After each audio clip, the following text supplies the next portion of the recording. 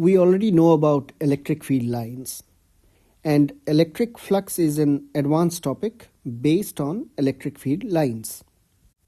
Electric flux simply is the number of electric field lines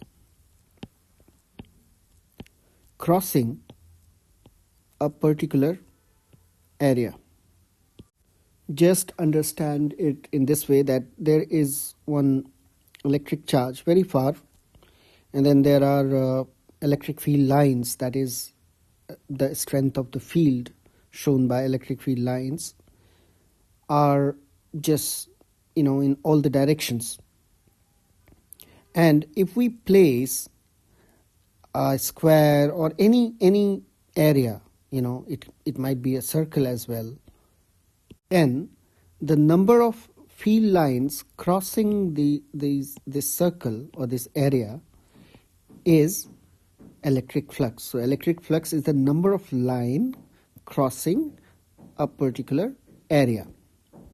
Let's represent electric field lines by E, that is the electric field, and the area is represented by delta S.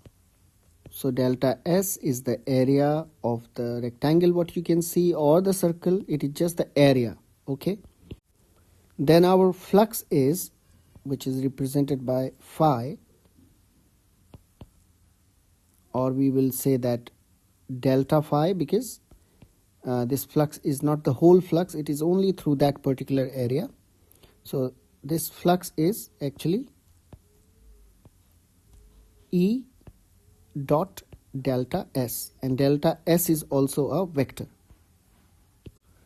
Dot means the dot product. Now, how can we establish that delta S is a vector? The area is a vector. So we are talking about the area element, that is a vector.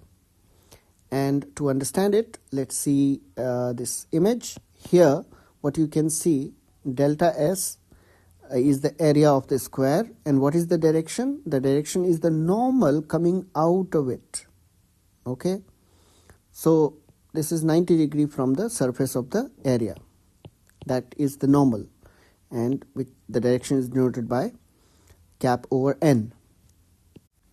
So vector delta S is actually magnitude of delta S, that is simply the magnitude of the area, and that is multiplied by the vector element, okay, that is n, which gives that normal is the direction of this area vector. In the picture you can see that if delta S is given here, which is a vector, and it has a direction, that is, this is the direction n, the normal. If the direction of the electric field and of the area vector is same, then our flux is actually E dot delta S, which is simply E delta S. Okay, why? Because E dot delta S is actually E delta S cos theta. And if E and N are having the same direction, means the angle between these two is 0 degree. So cos 0 degree is equal to 1. So simply we have E delta S, the magnitudes, the product of magnitudes become the electric flux. But in some cases, when this area vector is bit tilted, so suppose what you can see here, it's bit tilted, then this delta S has the direction given and electric field has this direction. So the angle between electric field and delta S is theta. Then we have to find electric flux as a dot product of E and delta S. which will give the formula E delta S cos theta, and theta is the angle between the area vector and the electric field. And here comes the definition, that electric flux delta phi through an area element delta S, vector delta S, is defined by delta phi is equal to E dot delta S, which is equal to E delta S cos theta.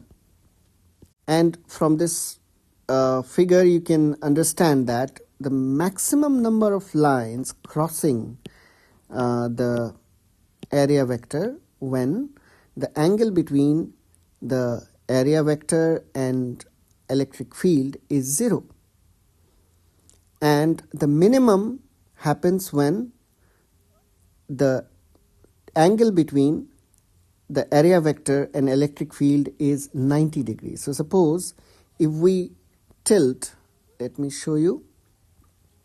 So if our area vector is something like this, it is just sleeping like this, horizontal, and these are the, maybe we should change the color of electric field lines.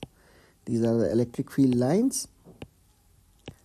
And then what we see, that the angle between the area vector, that is the direction of area vector is the normal, and that of the electric field, that is this is the direction of electric field. So the angle between these two are 90 degree. So here is your electric field, and this angle is 90 degree. In this case, not a single electric field line is crossing through the area vector. Okay. So for the flux to be maximum, delta phi to be maximum, theta should be 0 degree, and for phi to be minimum, this is maximum, minimum, theta should be 90 degree or pi by 2. And that is the concept of electric flux. So unit of electric flux, as you can see, is Newton per Coulomb meter square. So Newton per Coulomb meter square. Why? Because electric flux is actually multiplication of electric field and area. So the unit of electric field is Newton per Coulomb, and the unit of area is meter square. So when we multiply these two, we get the unit of electric flux. Alright, so far we have learned about delta phi. Okay, it is the electric flux through a given area delta S. But if we want to find out total electric flux, so total flux is actually when we find the whole area. Now we have only delta S. So to find the whole area, what you can see here, the summation is done. Like just find the whole area. Okay, that is